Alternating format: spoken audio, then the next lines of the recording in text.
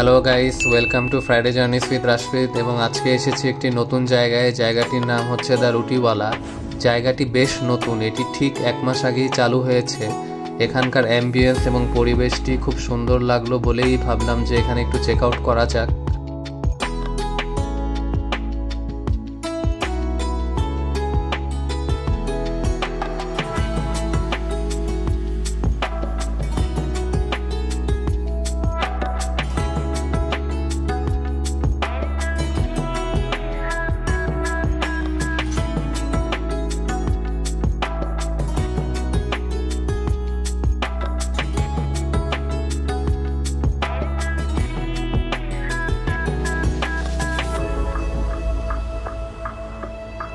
তারপর এখানে আসার পর একটু ঘোরাঘুরি করার পর আমরা এখানকার যে মেনুটাতে দেখলাম যে বেশ বড় একটা মেনু এবং অনেক রকমের খাবারের আইটেম আছে।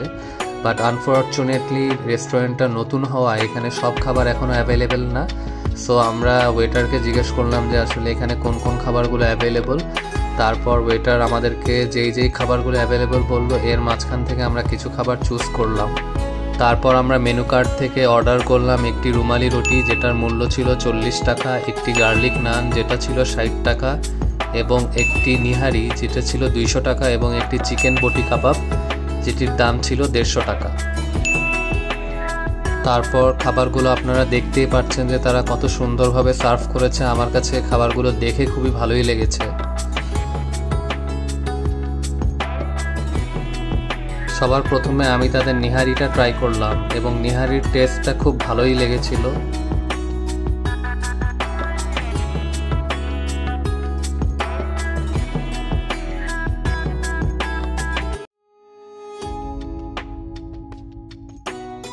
তারপর আমি তাদের চিকেন বটি কাবাবটা ট্রাই করলাম এবং আমি আসলে সাধারণত চিকেন বটি কাবাব তেমন একটা খাই না, বাট টেস্টটা আমার কাছে ভালো লেগেছে। এবং এটার সাথে যে সসটা দিয়েছে সসটাও বেশ ভালো ছিল। আর গার্লিক নানটা অসাধারণ ছিল টেস্ট, এবং দেখতেও অসাধারণ ছিল।